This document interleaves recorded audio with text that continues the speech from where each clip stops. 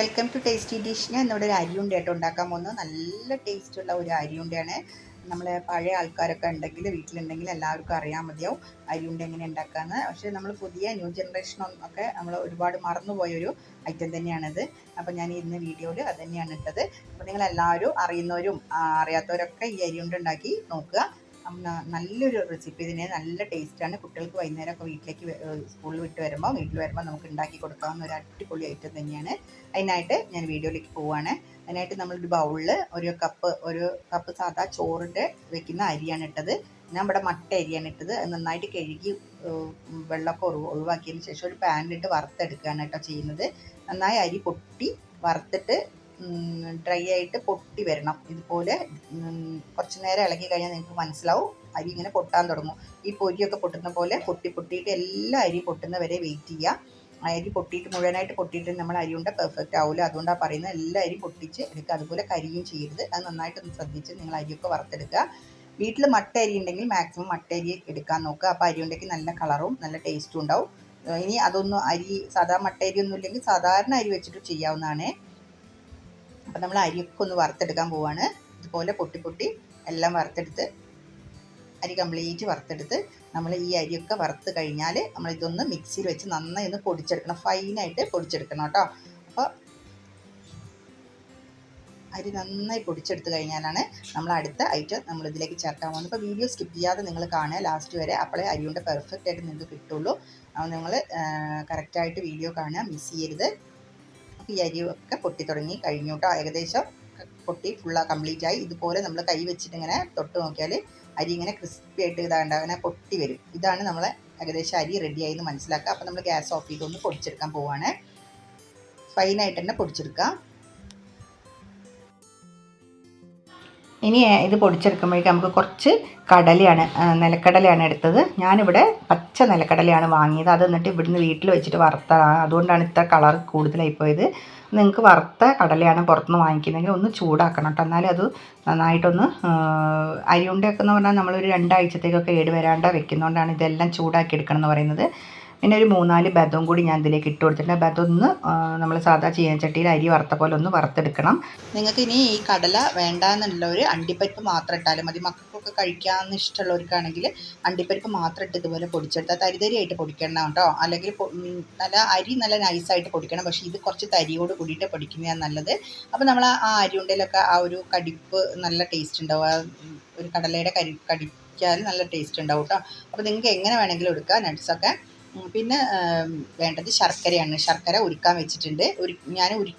ശർക്കര കംപ്ലീറ്റ് എല്ലാം റെഡിയാക്കിയിട്ട് ഞാൻ ഇതിൻ്റെ മുന്നത്തെ വീഡിയോയിൽ പറഞ്ഞിട്ടുണ്ട്. ഞാനതൊരു കണ്ടെയ്നറിലാക്കി വെച്ചതുകൊണ്ട് ഞാൻ ഒരു 3/4 കപ്പ് ശർക്കര എടുത്തിട്ട് ഇതിലേക്കൊന്ന് ചൂടാക്കാൻ വെച്ചിട്ടുണ്ട്. നിങ്ങൾ ശർക്കരയാണ് എടുക്കുന്നത് ഒരു 3 അച്ചോ ശർക്കര മതിയാവും എടുക്കുക. ഇത്ര അരിക്ക് 3 അച്ച് മതിയാവും ശർക്കര. അത് ഒന്ന് മെൽറ്റ് ചെയ്തിട്ട് ഒന്ന് അരിച്ചെടുക്കണം കേട്ടോ. ഇതിപ്പോൾ ഞാൻ അരിച്ചെടുത്ത ശർക്കര ആയതുകൊണ്ട് ഇത് ഡയറക്റ്റായിട്ട് ഒഴിച്ചു കൊടുത്താണ്. പിന്നെ ഒരു കപ്പ് നാളികേരം ഒന്ന് നന്നായി ഈ ചൂടിൽ കിടന്നിട്ട് നാളികേരത്തിലെ വെള്ളമൊക്കെ ഡ്രൈ ആവുന്നവരെ ഒന്ന് വറ്റിച്ചെടുക്കണം. അപ്പോൾ ശർക്കര മെൽറ്റ് ചെയ്യുമ്പോൾ നിങ്ങൾ ശ്രദ്ധിക്കണം, ഒരു 1/2 കപ്പ് വെള്ളം ഒഴിച്ചാൽ മതി. കൂടുതൽ വെള്ളം ആയാൽ ഈ അരി ഇതിലേക്ക് ഇട്ട് കഴിഞ്ഞാൽ വെള്ളം കൂടുതലാവും, പിന്നെ നമുക്ക് ഉരുട്ടിയെടുക്കാൻ കഴിയില്ല. അതുകൊണ്ട് അതൊന്ന് നന്നായി ശ്രദ്ധിക്കുക.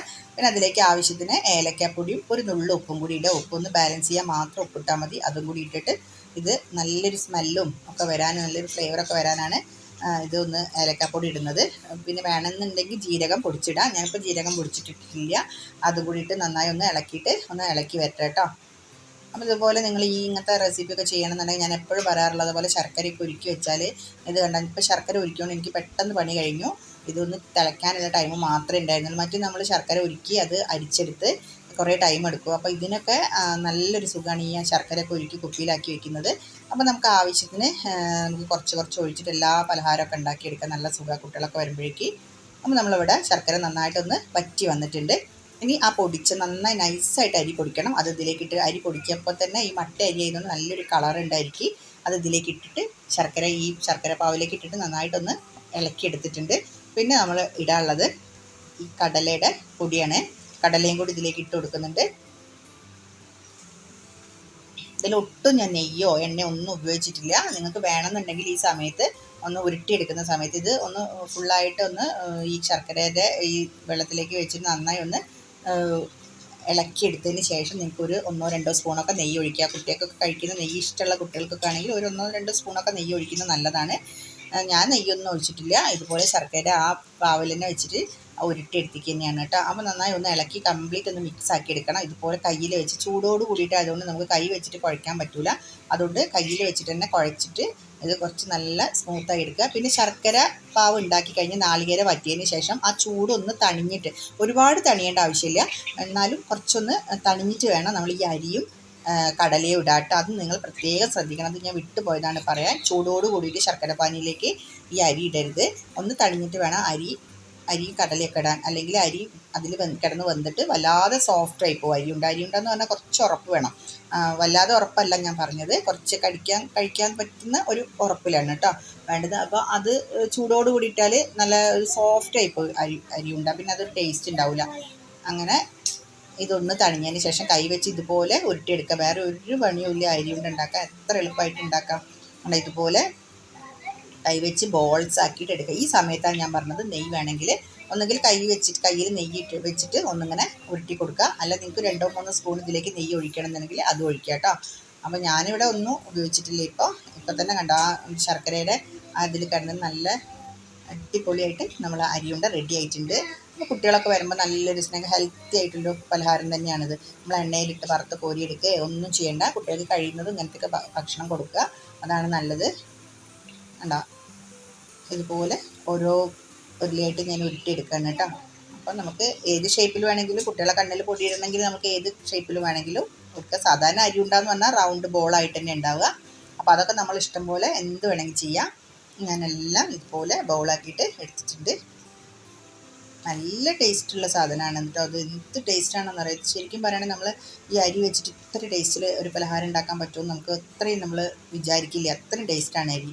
ഇനി അരി വറുത്ത് പൊടിച്ചതാണെങ്കിൽ കൂടി നിങ്ങൾക്ക് ഒരു കാര്യം കൂടി നിങ്ങൾ ചെയ്തിട്ട് നല്ല ടേസ്റ്റാണ്. അരി വറുത്ത സമയത്ത് തന്നെ ഒന്ന് പൊടിച്ചിട്ട് കുറച്ച് ചായയിലോ അല്ലെങ്കിൽ കാപ്പിയിലോ ഒക്കെ ഇട്ട് കഴിക്കുകയാണെങ്കിൽ നല്ല ടേസ്റ്റാണ്. അപ്പോൾ ആ അരി വറുത്താൽ ഒരു പ്രത്യേക ടേസ്റ്റാണ്.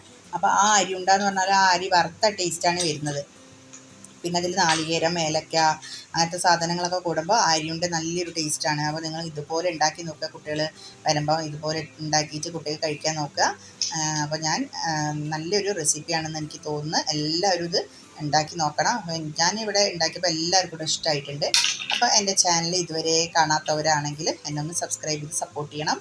പിന്നെ എൻ്റെ വീഡിയോ ഇഷ്ടപ്പെട്ട ഒന്ന് ലൈക്ക് ചെയ്യണം. അപ്പോൾ നല്ല അരിയുണ്ട അടിപൊളിയായിട്ട് നമ്മളിത് ആറി തണിഞ്ഞതിന് ശേഷം അത് കഴിക്കാം.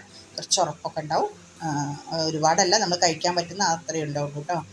ഇനിയിപ്പോൾ പല്ലൊന്നും ഇല്ലാത്തവർക്ക് വരെ കഴിക്കാൻ പറ്റുന്ന ഒരു സാധനം തന്നെയാണ് അരിയുണ്ട. അതായിട്ട് ഒരുപാട് ഉറപ്പുണ്ടെന്നൊന്നല്ല ഞാൻ പറഞ്ഞത്. അപ്പോൾ നല്ലൊരു റെസിപ്പി, നിങ്ങൾ എല്ലാവരും ഒന്ന് ട്രൈ ചെയ്ത് നോക്കുക. അപ്പോൾ അടുത്ത വീഡിയോയിൽ കാണുന്നവരെ താങ്ക് യു.